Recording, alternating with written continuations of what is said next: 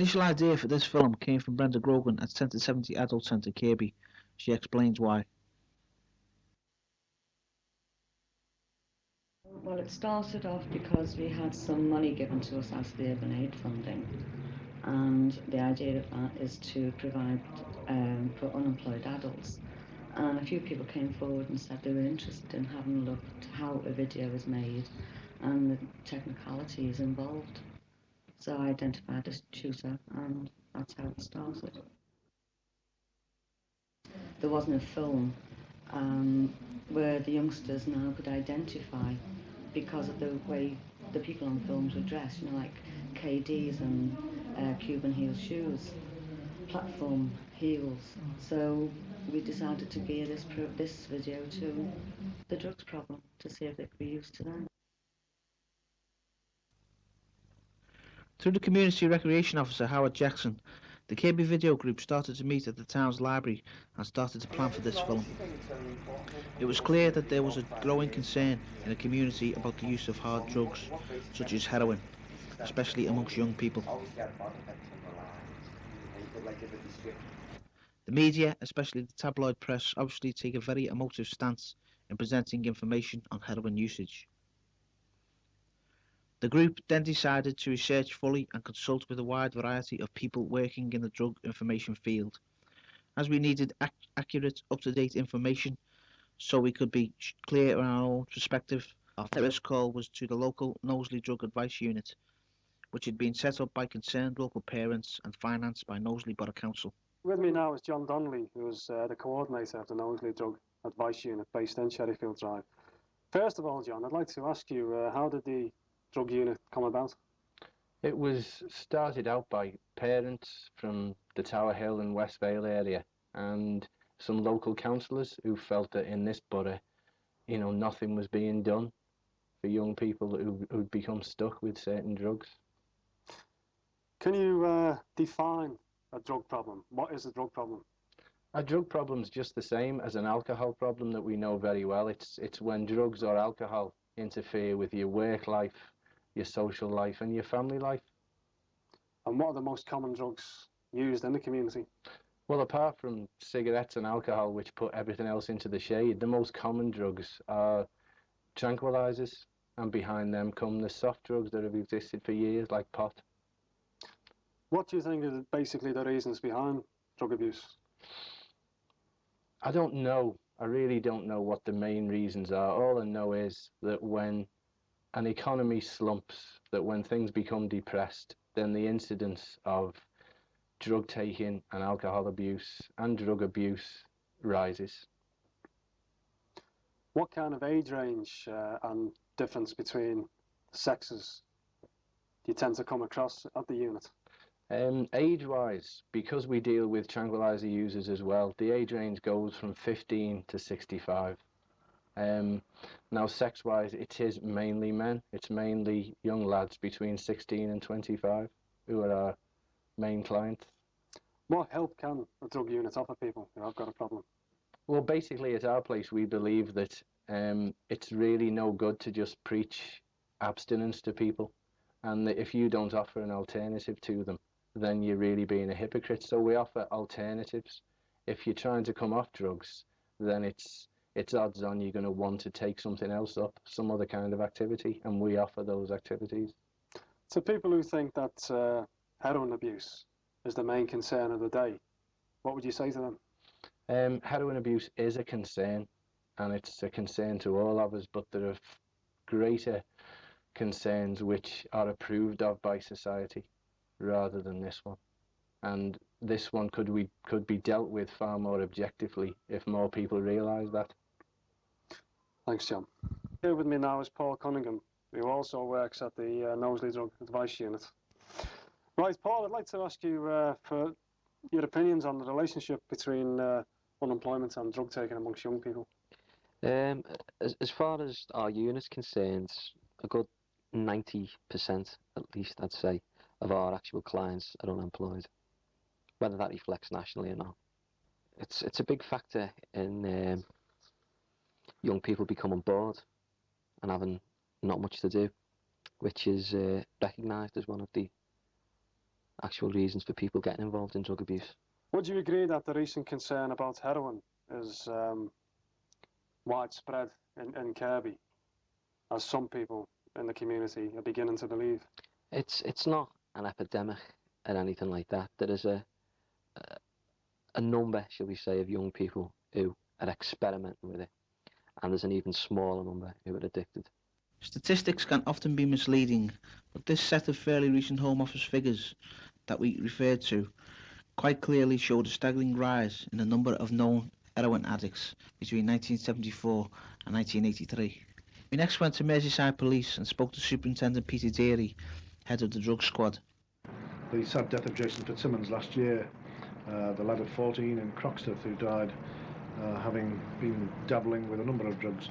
Hasten to add, he died from an overdose of sleeping tablets, but I think the inquest did show that he'd been messing about with heroin and cannabis and methadone, and that was at 14 years of age. Very, very sad situation. But as an immediate response to that, the public at large, not just in Croxteth, but right throughout the area, were incensed by this waste of a life, and they gave us a great deal of information. And it seems to me that it almost requires some big story to break to prompt people, you know, well, we've all got an axe to grind in this, we've all got a role to play, let's get something done about it. So the action line is still going, and we ask people to ring in. They don't have to give their names, they will get a kind of a coded signal saying this is the police hotline. If you've got any information, just speak after the tone. Now the number of the hotline is 777 4444.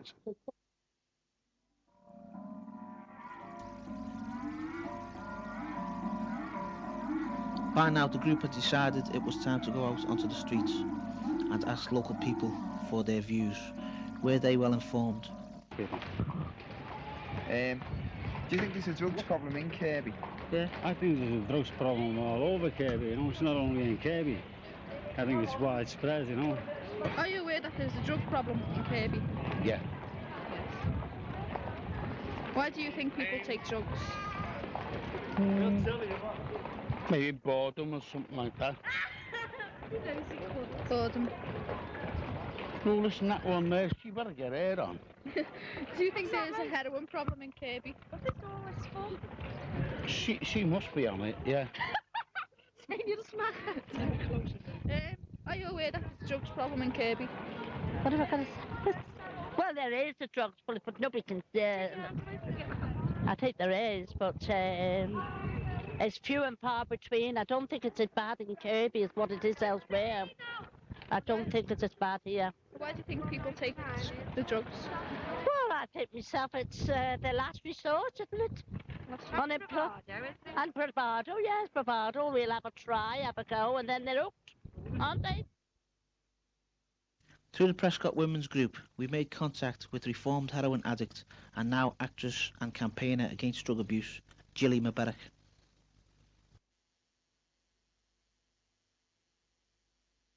When you started to take drugs? I was 15. It was while I was on the run from the approved school. On the approved school. Did you find it to solve any problems for you? No, it created a hell of a lot more. What really decided you know, that you would actually give up?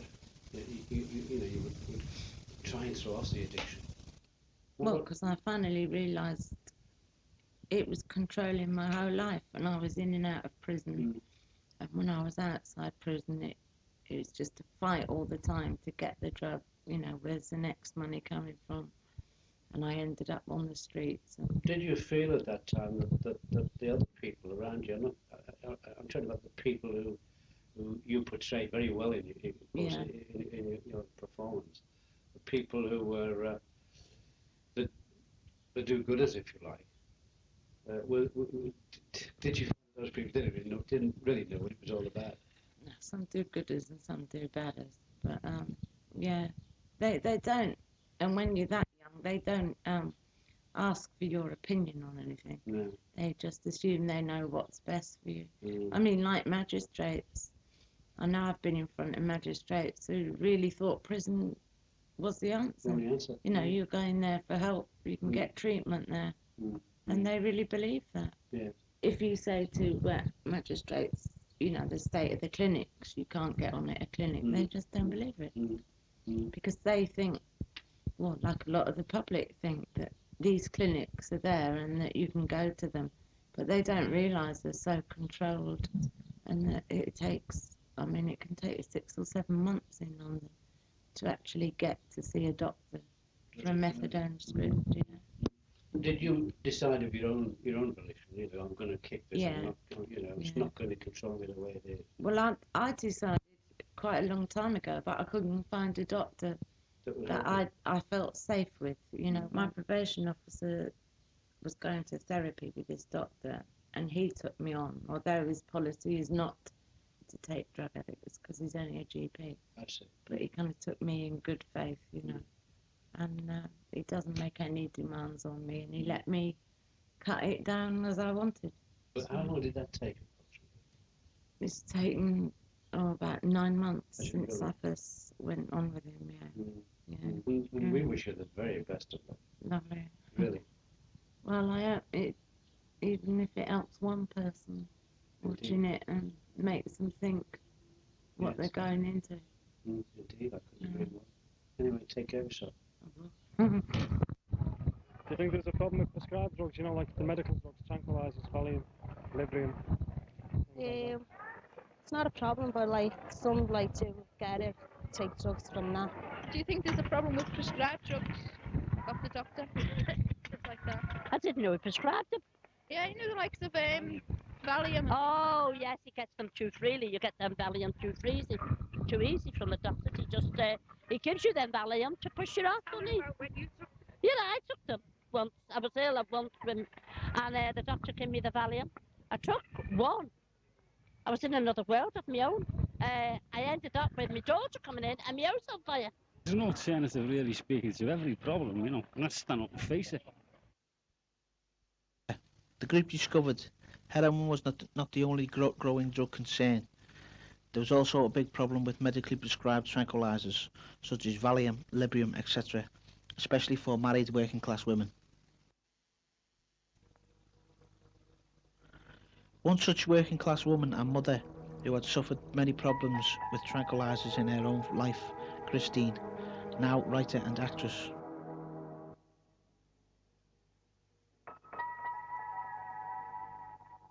She's also involved as a volunteer in Nacro Adult Centre, Page Moss.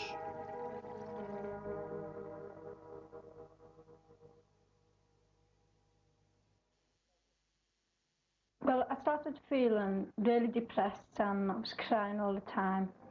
And I felt strange and headaches and was being sick. I didn't know what was wrong with me. Did taking tranquilizers help with that? At first it did. I'd take one and it didn't affect me the same. Oh yeah. Trying to reduce or stop taking tranquilizers since you first began? Yeah. Did you get any withdrawal symptoms when you did so? Yeah, well,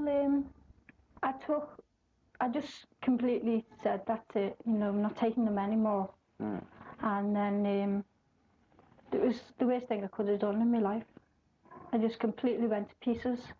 I was getting, like my body was expanding and the shakes, being sick. And these bursting headaches, and I just had to start taking them again. Affected taking the tranquilizers on your family, on your children?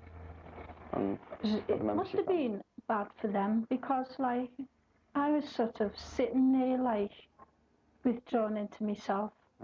And it was quite selfish, really, when you think back, because all the place sort of got in a mess to such an extent that I couldn't cope with anything.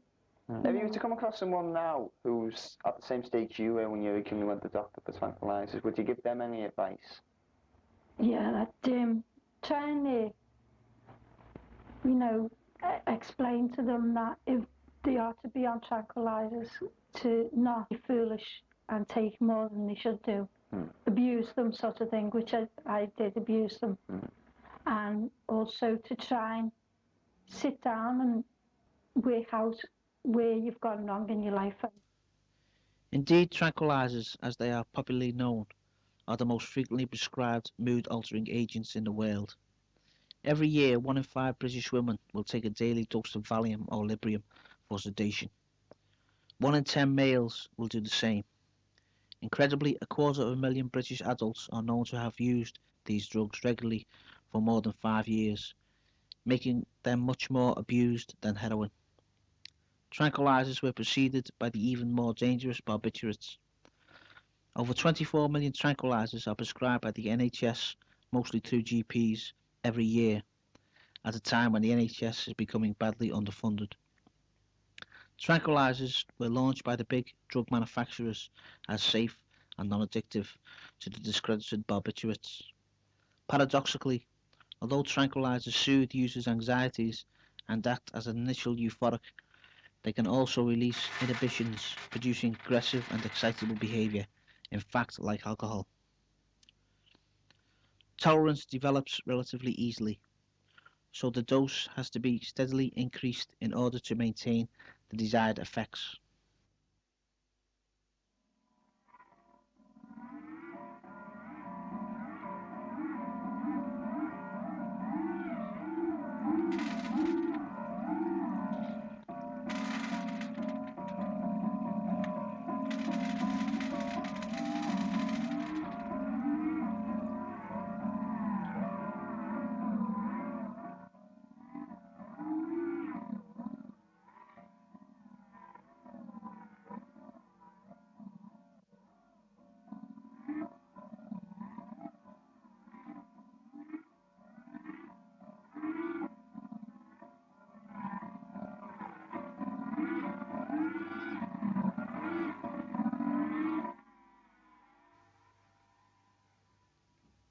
Because they are legal and socially acceptable, alcohol and cigarettes are not seen by a lot of people to actually be drugs, and therefore as dangerous. But in reality, they are both very dangerous when abused. Well over 90% of all adults in Britain drink to some extent, and getting drunk is a relatively common occurrence. In the late teens and early 20s, alcohol consumption is 40 to 50% above average, with all the corresponding problems of increased drunkenness, violence, crime, etc. The pub is the centre of our social culture, and generally people go there to socialise. Alcohol reduces inhibitions and relaxes people, but above a few drinks can result in a person performing certain tasks less well. About 1/3 of drivers and up to a quarter of all adult pedestrians killed in road accidents have drunk well above the legal limit. Regular drinkers can easily become dependent on alcohol as tolerance develops. This can lead to alcoholism, which now affects an estimated 250,000 adults in Britain.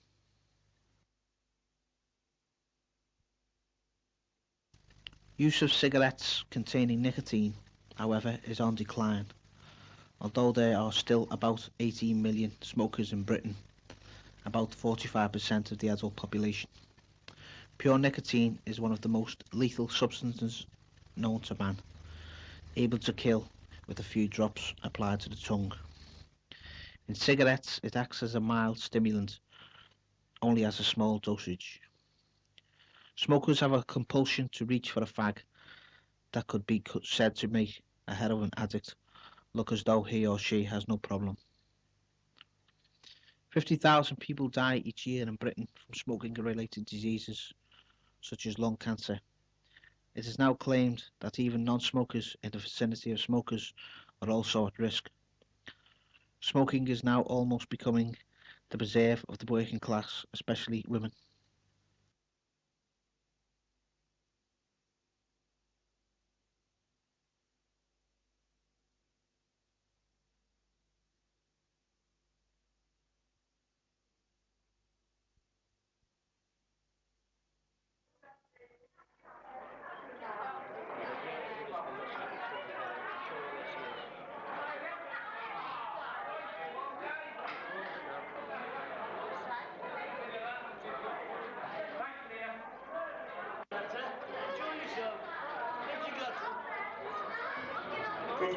Advertising of cigarettes is now well controlled, Like alcohol, the government receives a massive amount of tax revenue on both industries.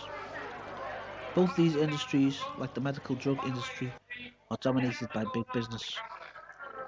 But many people smoking and drinking are indulged in at the same time.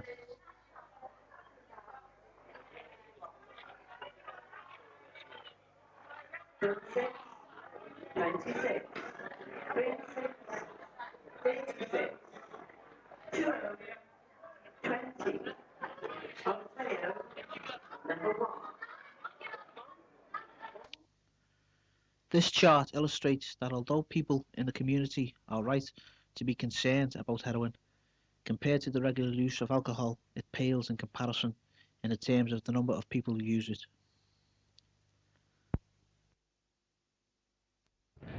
Do you think that alcohol is harmful to you? Yeah. You think so much of it is, but drink small quantities where it isn't. Okay then. Do you think that cigarettes should be banned? For some people, yeah, but for older people, no, because it really, they only have a few pleasures in life, and that's one of them. It shouldn't be like, but it is. So.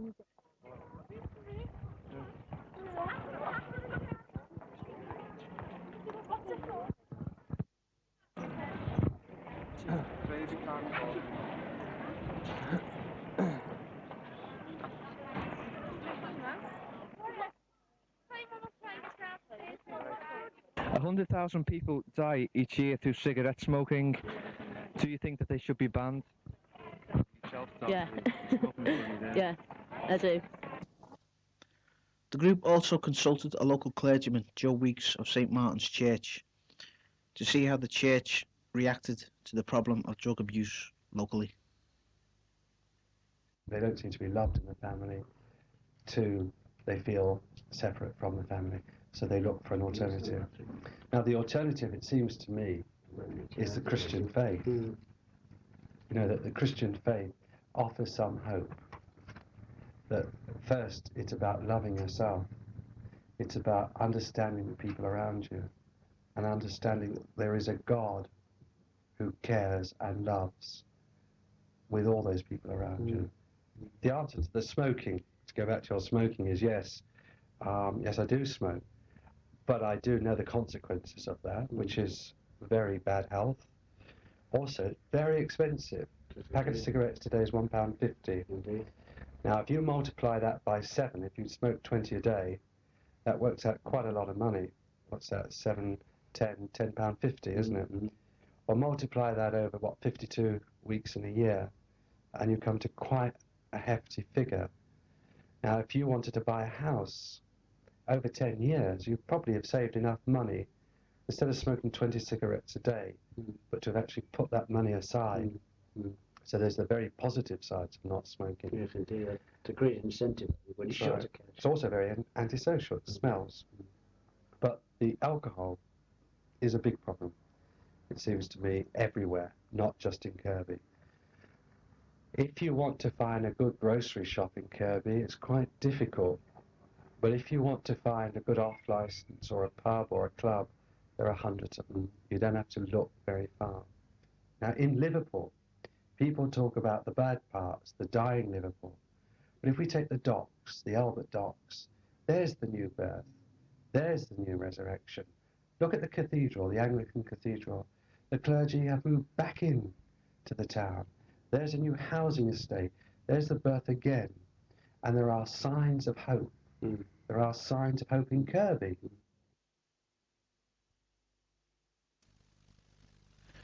The group looked around the area for possible alternatives to the drug problem. We thought the recreational facilities in the town would be one.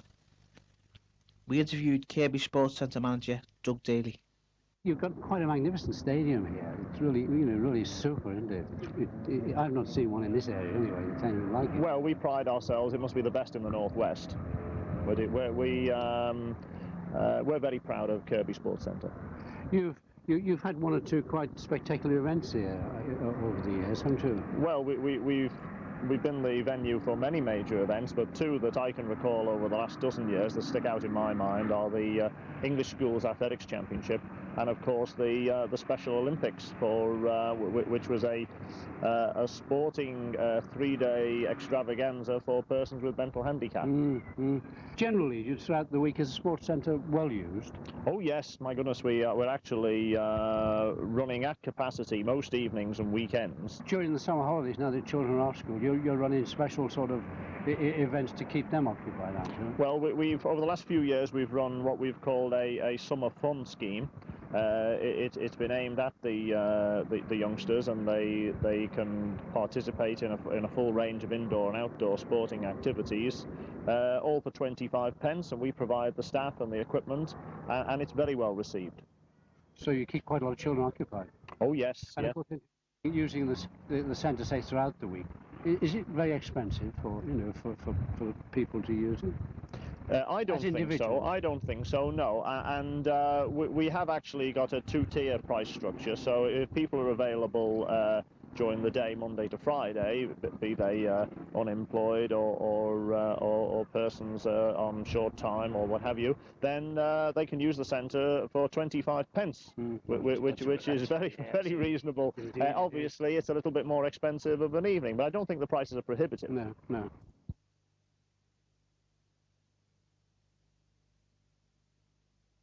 Another alternative in the area is the Kirkby Unemployed Centre, which was set up by unemployed trade unionists over 5 years ago.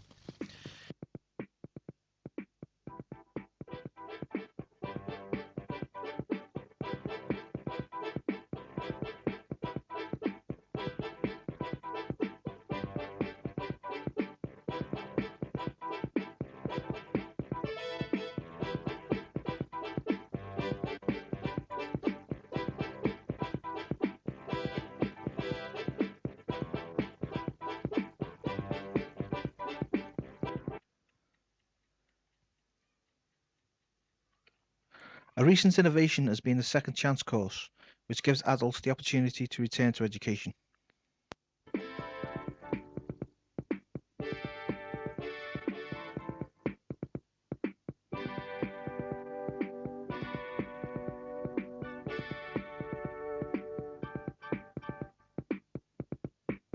Asked administration worker Mike McGuire what the centre had to offer the unemployed of the area.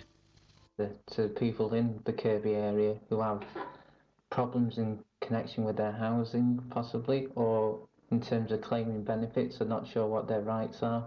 We have 4 specialist workers here who can tell people exactly what the present law entitles them to, and we can give them advice on how to fill in the forms, which possibly they might not understand because it's written in very complicated language.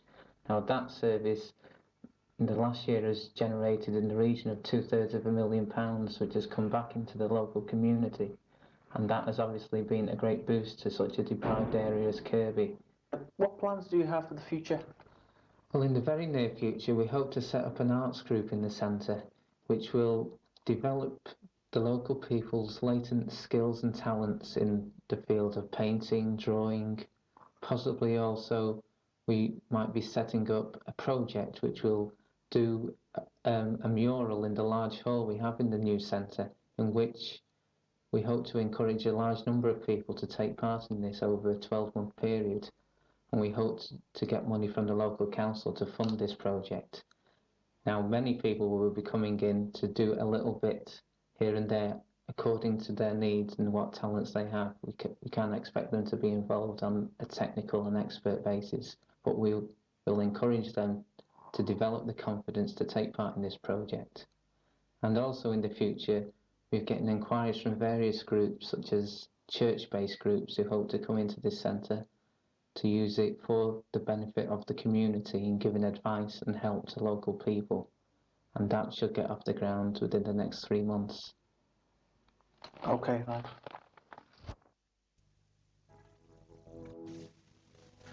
Kirkby was constructed to ease the overcrowding of the inner areas of Liverpool. However, with the successful campaign against the drug pushers by Merseyside police, we seem to have inherited all the problems of a typical inner city while we remain a suburban area.